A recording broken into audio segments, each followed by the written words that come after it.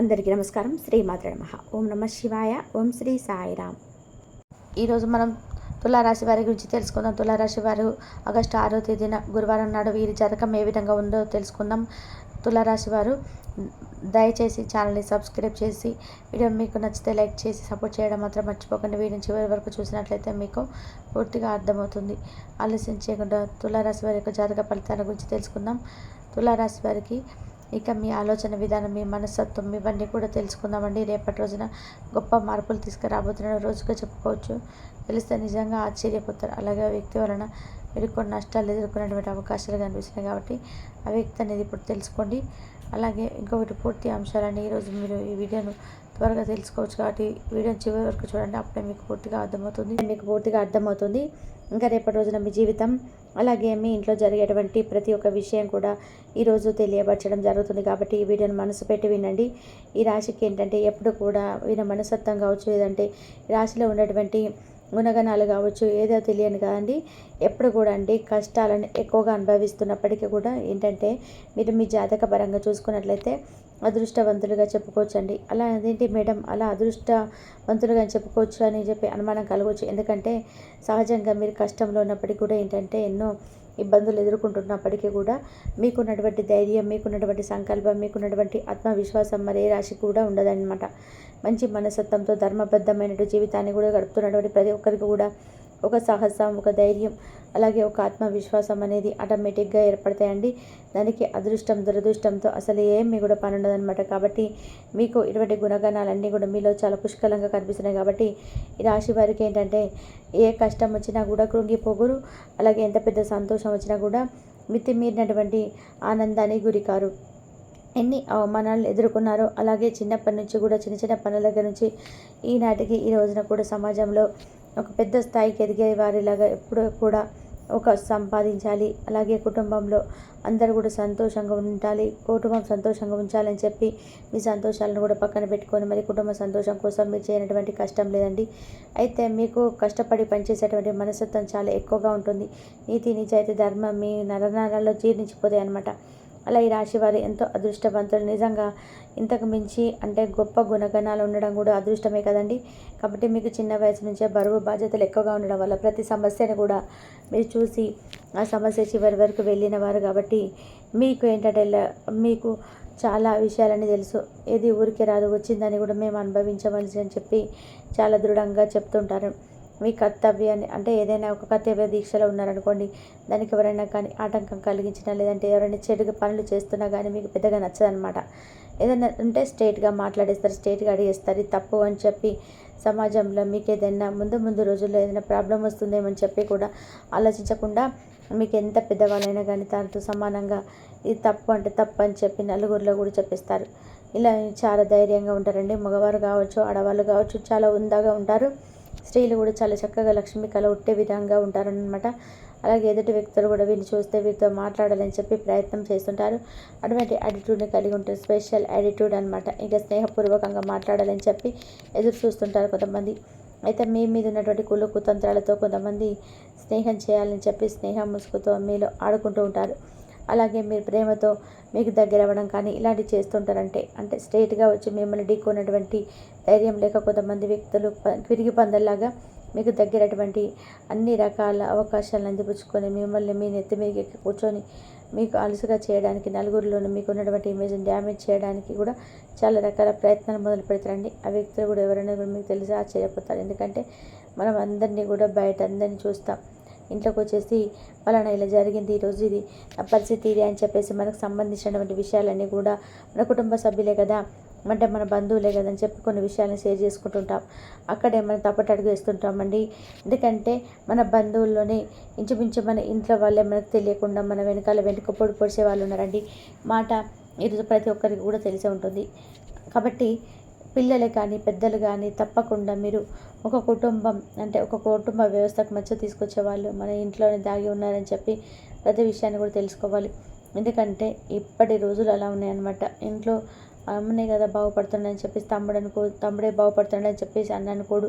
ఇలా ఒకరికి మీద ఒకరికి విపరీతమైన ద్వేషాలు, సోదరిమణులు కావచ్చు, ఇలా ఎవరైనా కావచ్చండి. ఒక సంపాదన ధనం ఒక పరపతి, ఒక అధికారం ఇలాంటివన్నీ కూడా ఒక మనిషికి వచ్చినప్పటికీ ఆటోమేటిక్గా ఎదుటి వ్యక్తికి ఏంటంటే ఉళ్ళు కుతంత్రాలు, ద్వేషం ఇలాంటివన్నీ కూడా ఏర్పడతాయి అన్నమాట.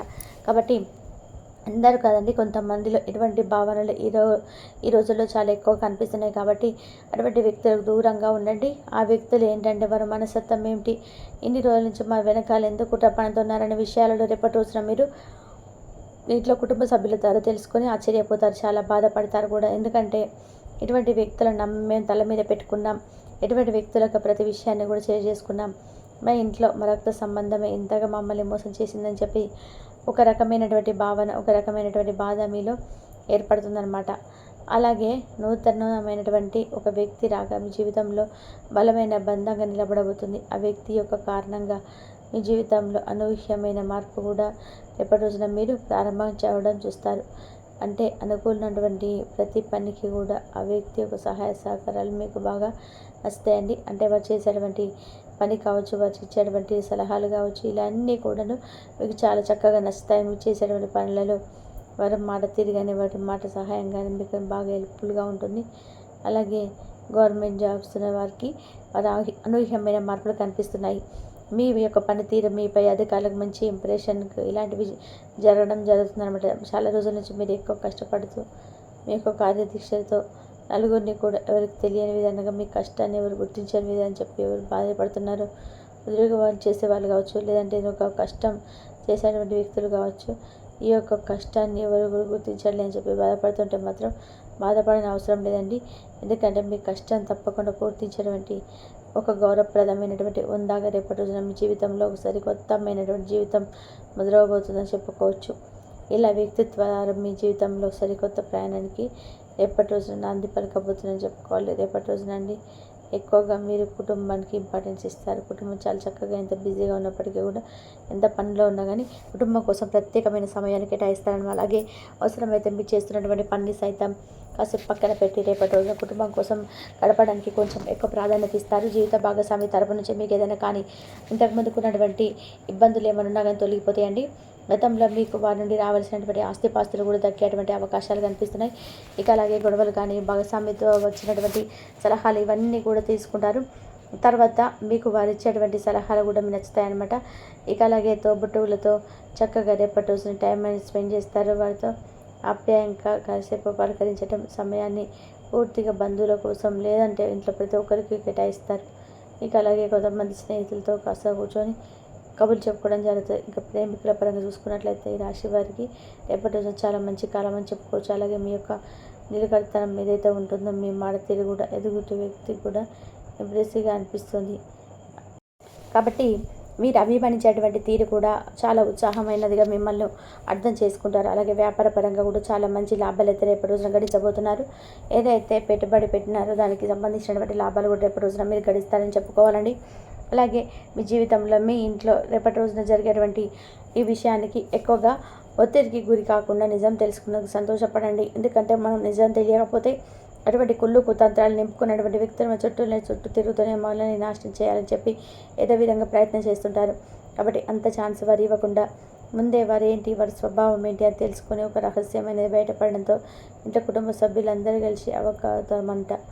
ఇక ఆ రహస్యం తెలిసిన తర్వాత కూడా వీళ్ళ చేసింది అని చెప్పేసి ఒక భావన మీరు మళ్ళీ కొంచెం కృంగదీసే విధానంగా కనిపిస్తుంది. కాబట్టి ఈ విషయంలో కొంచెం జాగ్రత్తగా ఉండండి, అప్రమత్తంగా ఉండండి. స్ట్రాంగ్గా ఒత్తిడిగా అక్కడ మనసును కొంచెం రిలాక్స్గా ఉంచుకునేందుకు ప్రయత్నం చేయండి. దీనివల్ల మీరు చేసేటువంటి పని మీద కాస్త శ్రద్ధ తప్పడం, ఏకాగ్రత లోపించడం ఇలాంటివి జరుగుతాయి. కాబట్టి రేపటి రోజున మీరు తప్పకుండా మీరు విశేషంగా, అంటే గురువారం కాబట్టి రేపటి రోజున దత్తాత్రేయ స్వామి యొక్క ఆరాధన స్తోత్రాలను పఠించడం, అలాగే లక్ష్మీదేవి యొక్క అమ్మవారికి సంబంధించిన పూజలు చేసుకోవడము, అలాగే అమ్మవారికి తీపి నైవేద్యంగా పెట్టుకోవడం, సంకల్పం చేసుకోవడం, మీ జీవితంలో వచ్చినటువంటి చిన్నప్పటి ప్రతికూలమైన సమయాన్ని కూడా అనుకూలంగా మార్చుకోమ్మ. మీ అమితంగా ప్రేమించడం మా బంధాలను మాకు దూరం చేయకమ్మా. మరి అమ్మని వేడుకోండి.